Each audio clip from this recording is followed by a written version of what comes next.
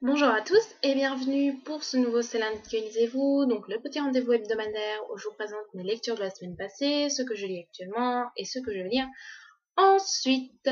Alors, la semaine dernière, je vous avais prévu pas mal de livres. J'ai pas lu, j'ai lu la moitié, enfin non, j'ai même pas lu la moitié de ce que je vous avais prévu, donc en ça, c'est pas, je suis pas trop contente, mais j'ai quand même bien avancé. Alors, j'ai commencé la semaine avec Bleu Saphir, donc le tome 2 de Rouge Rubis de Kerstin Gier, publié aux éditions Milan dans la collection Macadam. Donc j'ai lu en lecture commune sur Livre Addict, une lecture commune organisée par Lénie Driel, donc ma chronique paraîtra le 30 juin. Alors, pour ceux qui ne connaîtraient pas cette sublime saga, donc en fait nous y suivons Gwendoline, Gwendoline qui est apparemment une jeune fille tout à fait ordinaire, sauf qu'elle vit dans une famille un petit peu spéciale. Donc en fait, dans cette famille, il y a un gène ancestral qui se transmet, quoi, et qui fait que certaines personnes nées à une date précise sont des voyageurs dans le temps. Et donc ils attendent la 12e et dernière voyageuse dans le temps, puisque ce sera une fille, puisque tout laissait indiquer que c'était Charlotte, donc la cousine de Gwendoline. Sauf qu'on va découvrir que c'est la mère de Gwendoline a menti sur la date de naissance de Gwendoline pour protéger sa fille, pour qu'elle puisse avoir une enfance normale. Et en fait, c'est Gwendoline qui va hériter du gène. Donc elle va se retrouver catapultée dans un univers dont elle ne connaît rien, elle ne connaît pas les coutumes du passé, elle est vraiment complètement perdue. Et donc il va y avoir toute une histoire autour de ça, puisqu'en fait le but des voyageurs dans le temps, c'est de recueillir dans un chronographe des gouttes de sang des 12 voyageurs dans le temps. Ouais, c'est bien 12. Et donc sauf que Gwendoline aurait dû être la dernière goutte à recueillir. Sauf que il y a quelques années plus tôt, il y a deux jeunes amoureux qui ont volé, deux jeunes amoureux mais qui étaient aussi voyageurs dans le temps, qui ont volé le chronographe pour une raison un petit peu obscure. Et du coup, ils sont obligés de tout recommencer au début. Et donc, c'est Gwendoline, aidée de Gideon, qui doivent le faire. Donc voilà un petit peu pour l'histoire du livre. Je vais pas vous raconter l'histoire du tome 2 puisque c'est vraiment la continuité du tome 1. Mais dans cette saga, les personnages sont super attachants, même si Gideon est plutôt quelqu'un que je trouve détestable. Du moins dans le tome 1, dans le tome 2 je ne vous le dirai pas. Euh, Comment dire, c'est vraiment une super saga à des prix vraiment abordables, puisque le tome 2 avant l'augmentation de la TVA il était à 13,90 €, donc maintenant il a dû arriver à plutôt 14 €. Alors il coûte pas cher quand même. Ils ont de superbes couvertures. Et ce qu'il y a à l'intérieur, c'est génial. Donc voilà, ça doit vraiment vous motiver pour vous procurer cette saga. Et si vous n'êtes vraiment pas convaincu, eh ben, le tome 2, comme le tome 1, ça a été un sublime coup de cœur. Ça se dévore en une journée. Tellement on est pris dedans dès qu'on a commencé, on ne peut plus refermer le livre. Franchement, le tome 1 avait été une superbe découverte. Je m'y attendais absolument pas. Le tome 2 aussi. Il n'y a pas de vampires, donc ça change un petit peu parce qu'en ce moment, il y a quand même beaucoup de vampires. Donc là, il n'y a pas de vampire, il y a une belle histoire, une belle histoire d'amour, oui, il y a du suspense. Le seule chose qui me tracasse entre guillemets avec ce tome 2, c'est que j'ai du mal à me dire que c'est fini au prochain tome, puisque c'est une trilogie. Et dans le tome 2, on a tellement... En fait, on sait pas, on a tellement peu de réponses et on n'a aucune réponse à nos questions que je vois pas comment l'auteur pourrait conclure au tome 3. Mais voilà, donc le tome 3 est dans ma palle, il devrait arriver très rapidement parce que j'ai juste super hâte de savoir comment ça va se finir et c'est magnifique. Donc si vous n'avez pas encore commencé cette saga, eh bien, il faut que vous la commenciez tout de suite parce qu'elle est géniale. En plus, c'est une trilogie, donc voilà, c'est pas une saga qui s'étale sur des dizaines de tomes. Ensuite, j'ai lu un autre roman donc, que j'avais reçu en partenariat via Livre Addict. Donc, ma chronique est sur le blog. Il s'agit de Thomas, donc Les leçons de mal, de Thomas Hachko, publié aux éditions Point. Donc là, c'est le format poche de 384 pages. C'est pas écrit très gros. Autrement dit, j'ai lu ça beaucoup plus lentement que je le pensais. Donc c'est le deuxième livre que je lis de cet auteur. Le premier, j'ai lu Les Feuilles Mortes, ça avait été un véritable coup de cœur. Donc c'est pour ça que quand j'ai vu qu'il était sur Livratic, je me suis dit bah, pourquoi pas retenter l'aventure, parce que vraiment Les Feuilles Mortes, je vous le recommande vraiment, vraiment, vraiment. Alors les Leçons du mal, on retrouve le style particulier de l'auteur.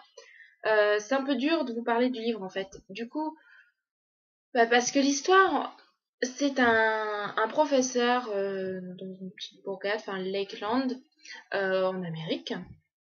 Donc, qui est professeur, qui donne des cours sur le mal, donc sur les incarnations du mal, à travers des tableaux, à travers des histoires, ou des choses comme ça. Donc, il s'appelle Jack Branch. Il est célibataire, sans enfant. Il a juste son père. Et dans sa classe, dans sa classe, il y a le fils d'un meurtrier qui s'appelle Eddie Miller. Et pourquoi Jack Branch va s'attacher à ce garçon, parce que il y a une jeune fille en fait qui va disparaître dans le village et tout le monde va immédiatement accuser Eddie puisqu'il est le fils du meurtrier de l'étudiante, comme on dit. Et ben Jack il va penser comme les autres, il va confirmer les soupçons de tout le monde sur ce personnage pour après se rétracter et du coup sans vouloir d'avoir cédé à la pulsion de penser que le fils ferait comme le père. Sauf que cette histoire de disparition, et c'est un petit bémol de livre, elle ne dure que 20 pages. Et c'est pour ça que j'ai du mal à me dire que ce livre est un policier. Puisqu'en fait, quand on commence ce livre, on y suit donc Jack Branch en narration interne, donc je. Et Jack Branch, c'est un vieux monsieur à la fin du livre, donc en fait, il nous raconte cette histoire. Avec donc du coup ce qui fait le suspense c'est si j'avais su à l'époque malheureusement enfin il donne des petits mots qui me disent oh mon dieu qu'est-ce qui va se passer, mais c'est plutôt j'ai trouvé que ce livre était une recherche sur soi-même, une recherche sur l'identité d'une personne et j'ai pas du tout trouvé que c'était un policier, mais à part ça je trouvais que la quatrième de couverture était un petit peu trompeuse puisqu'elle axait vraiment du coup sur un style policier, ce qui n'est pas du tout ça, donc ça pourrait en déplaire un beaucoup. Après, l'auteur a un style vraiment particulier d'écriture que moi j'aime beaucoup, mais qui pourrait en déplaire plus d'un. Il y a de longs passages sans, comment dire, sans dialogue, voilà, qui sont super intéressants. Donc c'est en fait là le héros réfléchit sur lui-même, donne des détails, raconte une histoire, et avec la plume de l'écrivain qui est vraiment sublime, on trouve pas ça long. J'ai vraiment pas trouvé de longueur à ce livre. Une fois que j'étais plongée dedans, j'avais du mal à m'en sortir.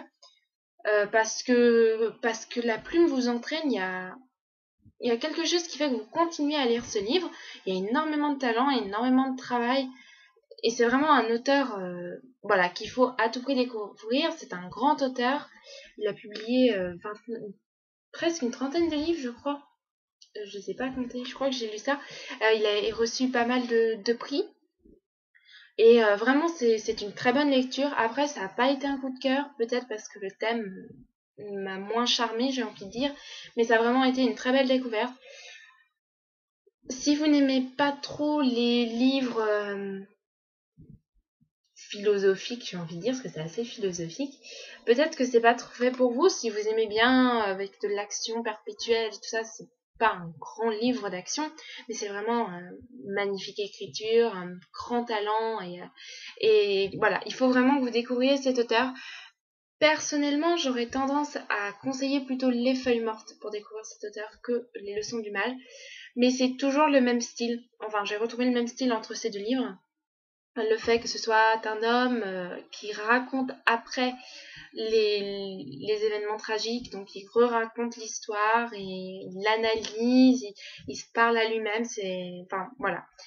Vous l'aurez compris, franchement c'est une superbe lecture et je la recommande vraiment. Mais j'ai une préférence pour Les Feuilles Mortes. Ça n'a pas été un coup de cœur, juste une lecture agréable et je remercie encore le forum Livre Addict pour le partenariat. Ensuite, j'ai lu une BD. donc les pompiers, le tome 8 de la Ligue des sapeurs héros, donc de Cazenove et Estedo, publié aux éditions Bambou. Toujours une petite BD de 48 pages, toujours de l'humour, là, toujours de l'humour, toujours aussi marrant, toujours aussi sympathique, enfin voilà, c'est toujours un agréable moment. Ça se lit toujours aussi vite, en une demi-heure c'est fini, et c'est un bon moyen de se détendre. Voilà. Donc si vous ne connaissez pas, je vous recommande la saga BD des pompiers. Alors ma lecture en cours, c'est toujours la même parce que j'ai toujours pas avancé, mais là elle sera finie pour la semaine prochaine, c'est promis. Il s'agit de La vie contrariée de Louise de Corinne Royer, publiée aux éditions d'Héloïse d'Ormesson, pardon. Donc là je suis arrivée au chapitre 3, en fait j'ai eu 55 pages, mais le style de narration ne me convient pas.